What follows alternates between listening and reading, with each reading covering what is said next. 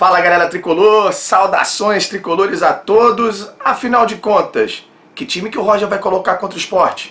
Quer saber? Vem comigo que no caminho eu te explico.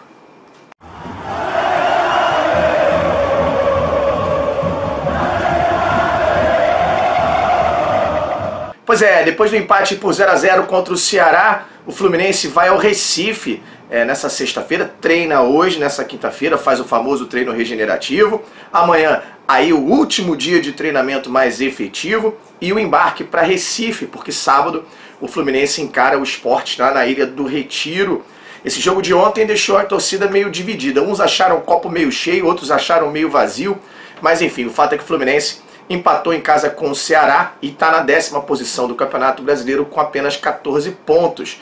Agora, a prioridade do clube muda para a Libertadores, né? Terça-feira tem jogo contra o Cerro Porteño e uma preocupação de cara a gente já começa a falar, que é a relação ao atacante Fred. Ele saiu ontem por volta dos 20 minutos do primeiro tempo com dores na coxa. Ele vai ser submetido a exames hoje e a gente espera, evidentemente, que não tenha sido nada demais, muito embora preocupe, né? Todo mundo fica muito preocupado porque, afinal de contas, é o Fred que vinha fazendo até uma boa partida. Mas a gente está aqui para falar qual será o time que o Roger vai colocar em campo no sábado contra o Sport. Na coletiva de ontem, o treinador falou que ia priorizar a Libertadores e que já vinha pensando a respeito disso já nessas últimas 3 rodadas. Confere aí o que o Roger falou antes da gente comentar. Então, a gente a partir de agora começa a detalhar esse cenário.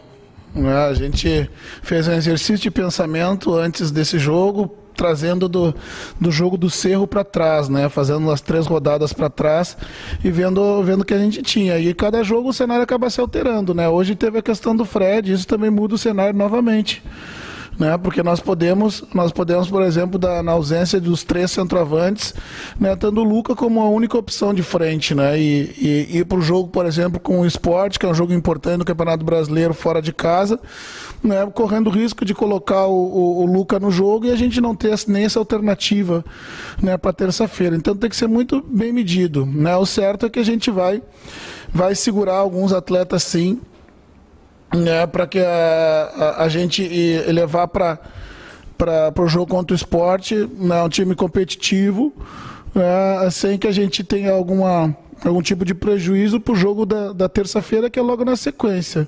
Não tem muito o que fazer, né? Fazer essas escolhas, né? Não gosto de usar a palavra priorizar, de novo, que parece desprestígio ao Campeonato Brasileiro e tampouco desprestígio ao adversário. Né? Porém, a gente tem que fazer as escolhas, né, do que para esse momento é relevante ou não. É isso mesmo que você analisou, qual foi o nosso raciocínio, à medida que o Martinelli não pode jogar. Tinha a possibilidade de botar o Caio para jogar no jogo contra o Sport, mas pensando que a gente também vai levar um time mais modificado para esse jogo, que o Caio não estivesse atuando com jogadores que estariam na Libertadores na terça-feira, né, para dar esse ritmo de jogo para ele e também afastado do jogo da Libertadores, porque senão seriam 3 dias só de recuperação, um jogador de meio que desgaste muito grande, também correria o risco do André, mesmo jovem, né, pelo desejo de se doar dentro de campo, não chegar completamente recuperado para o jogo da Libertadores. Então foi isso mesmo, né, foi a ideia de colocá-lo em campo, tentar dar jogo e minutagem, né, podendo levá-lo também para o jogo contra o Sport, mas para entrar um pouco só, né, ou para sair jogando, depois sair do jogo, ou para entrar do banco, para ter mais rodagem e chegar jogado nesse jogo da Libertadores. Pois é, deu para ver aí que o Roger realmente já admitiu que vai mexer no time, que vai... ele não gosta de usar a palavra priorizar, mas não deixa de ser, né? Vai poupar alguns jogadores que ele considera sendo principais do seu elenco para o jogo de terça-feira contra o Cerro Porteño. Vou começar a fazer uma análise em relação a tudo isso que ele falou. Primeiro chama a atenção o fato, o Daniel Kaiser perguntou para ele sobre se a entrada do André já era um indício de que o André seria utilizado contra o Cerro Porteño, e ele admitiu que o André vai para o jogo contra o Cerro Porteño. Portanto, o André não deve jogar contra o Sport, Martinelli deve voltar para sua posição de origem. E aí vem algumas questões interessantes que a gente vai analisar. Primeiro, em relação a essa molecada, né? O Caio Paulista, ele já falou também que deve ser poupado, se bobear vai entrar no segundo tempo, acredito também, assim como o Biel Teixeira, né? Que é um jogador muito importante nesse esquema do Roger. Raul Bobadilla e o Abel Hernandes ainda estão voltando aí, a gente vai entender hoje melhor se eles vão ou não vão para esse jogo contra o Sport. Se os dois estiverem à disposição, eu acredito que ele deve usar o Bobadilla e resguardar o Abel Hernandes também para o jogo contra o Cerro Porteño, uma opinião minha. Ou se nenhum dos dois estiver em condição, ele deve ir com o João Neto.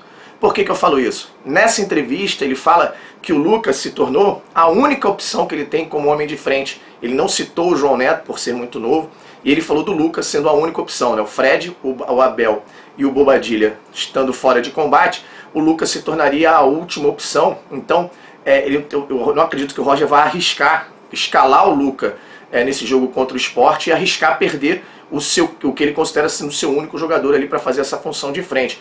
Portanto, o nosso querido João Neto deve ter uma chance sim de começar jogando, caso o Raul Bobadilla e o Abel Hernandes também fiquem de fora. Se os dois voltarem, aí eu acho que o Bobadilla tem mais chance de começar para preservar o Abel para competição internacional. Caso ninguém volte e fique só o Lucas, ele deve entrar com o João Neto começando no time titular. E eu também falo sobre o Matheus Martins.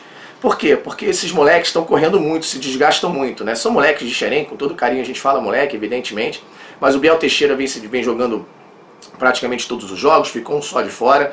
O próprio Luiz Henrique tem se mostrado peça importante ali, voltou a jogar bem, quer dizer, teve uma boa atuação, melhor atuação contra o Fla-Flu, ontem jogou bem também. Caio Paulista então foi o melhor em campo, um dos destaques do campo, também deve ficar de fora, ele mesmo falou que deve entrar no decorrer dos jogos. Então eu acredito também que Matheus Martins, assim como Gustavo Apes, podem sim pintar aí como surpresas nesse time titular. Iago é outro que não deve jogar, né? O Iago, o Roger está falando em relação a segurar o desgaste físico dessa equipe, para priorizar a Libertadores. Iago, que vem jogando e se desgasta muito também, não deve jogar. Eu aposto também que ele deve entrar um meio de campo formado com o Wellington. E ali na frente, o Ganso. Por que eu acho que o Ganso vai jogar?